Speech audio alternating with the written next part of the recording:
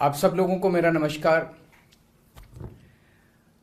आज का दिन भारत के इतिहास में एक तरह से भारतीय जनतंत्र के लिए काला दिन साबित हुआ।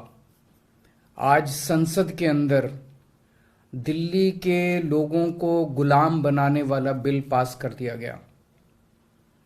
ये बिल दिल्ली के लोगों को बेबस बना देता है, असहाय बनाता है, लाचार बनाता है, गुलाम बनाता है। जब हम आज़ाद नहीं हुए थे 1935 में, अंग्रेज़ों ने एक कानून बनाया था। उस कानून का नाम था गवर्नमेंट ऑफ इंडिया एक्ट। उस कानून में अंग्रेज़ों ने ये लिखा था कि भारत में चुनाव तो होंगे, लेकिन जो सरकार चुनी जाएगी उसको कोई काम करने की पावर नहीं होगी, काम करने की शक्तियां नहीं होंगी। जब हमारा देश आज़ाद हुआ तो हमने संविधान बनाया और संविधान में हमने लिखा कि चुनाव होंगे, लोग अपनी सरकार चुनेंगे और जो सरकार चुनेंगे उस सरकार को लोगों के लिए काम करने की सारी शक्तियां होंगी। आज आज़ादी के 75 साल के बाद प्रधानमंत्री मोदी जी ने दिल्ली के लोगों की आज़ादी छीन ली।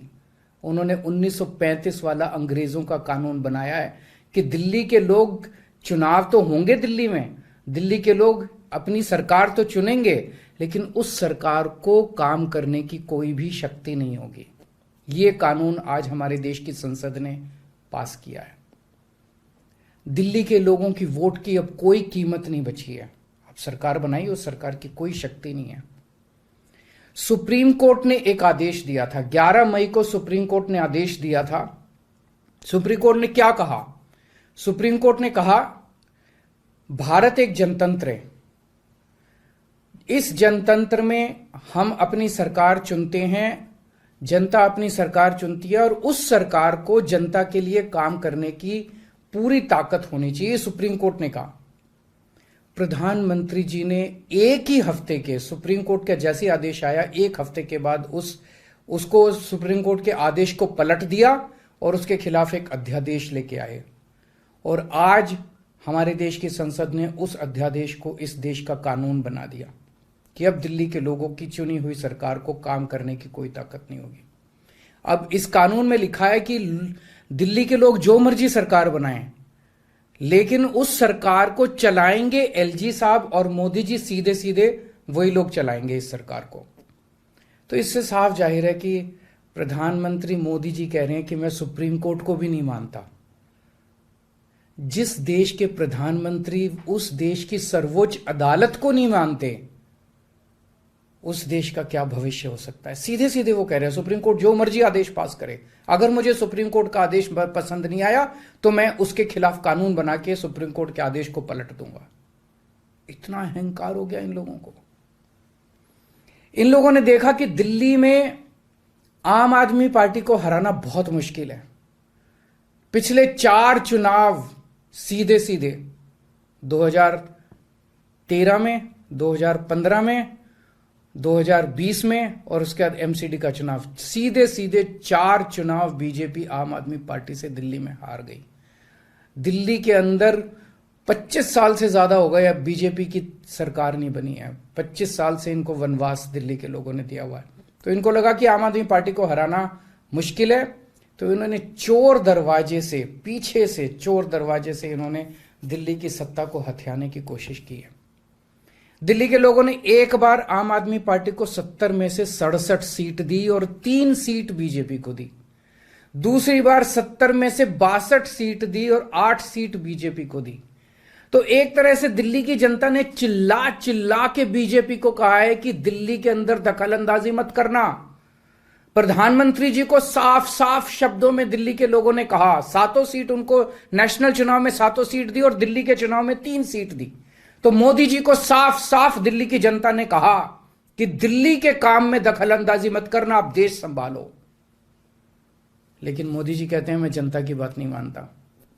इतना अहंकार हो गया, ना जनता को की बात मानते, ना सुप्रीम कोर्ट की बात मानते। और आपको पता है इस कानून में क्या लिखा है, जो कानून आज पास किया है? इस कानून में लिखा है कि दिल्ली के ऊपर से नीचे A category, B category, C category, D category, जितने दिल्ली सरकार के कर्मचारी हैं, उन सारे कर्मचारियों को के बारे में सारी पॉलिसी केंद्र सरकार बनाएगी। उनकी ट्रांसफर पॉलिसी, कौन अधिकारी, कौन चपरासी क्या काम करेगा, ये देश के प्रधानमंत्री बैठ के दिल्ली सरकार का कौन सा चपरासी क्या काम करेगा, कौन सा चपरासी फाइल उठाएगा, कौन सा चपरासी चाय पिलाएगा, कौन सा चपरासी खाना, ये काम रहेगा प्रधानमंत्री जी को। इसके लिए प्रधानमंत्री बनाया था देश का कि आप दिल्ली के चपरासियों की ट्रांसफर पॉलिसी बनाओगे बैठ के प्रधानमंत्री बनके। आप केंद्र चलाओ ना, आप दिल्ली के अंदर क्यों दखल अंदाजी कर रहे हो? आपको क्या लगता है ऐसा क्यों कर रहे हैं? वो ऐसा इसलिए कर रहे हैं क्योंकि पिछले 7-8 साल में बिना किसी पावर के भी हम लोगों ने जो काम किए हैं, हमने इतने शानदार स्कूल बनाए, इतने शानदार अस्पताल बनाए, 24 घंटे बिजली कर दी, बिजली फ्री कर दी, पानी घर घर पहुंचा रहे हैं, सड़कें बनाई, इतने सारे काम हम लोगों ने कर दिए। इनसे वो काम नहीं हो रहे। 30-30 साल से गुजरात के अंदर इनकी सरकार है, बेड़ा गर्क है गुजरात का। हरियाणा के अंदर इनकी सरकार बनी, हरियाणा में बेड़ा गर्क है इनका। मणिपुर के अंदर बीजेपी की सरकार है, मणिपुर को जला दिया इन लोगों ने। इसलिए केजरीवाल के साथ कंपटीशन नहीं कर सकते, काम में कंपटीशन नहीं कर सकते, हमारे जैसे काम नहीं कर सकते, आम आदमी पार्टी के जैसे काम नहीं कर सकते। इसलिए केजरीवाल को काम करने से रोको, किसी भी तरह से केजरीवाल को काम करने से रोको, बस ये इनका मकसद है।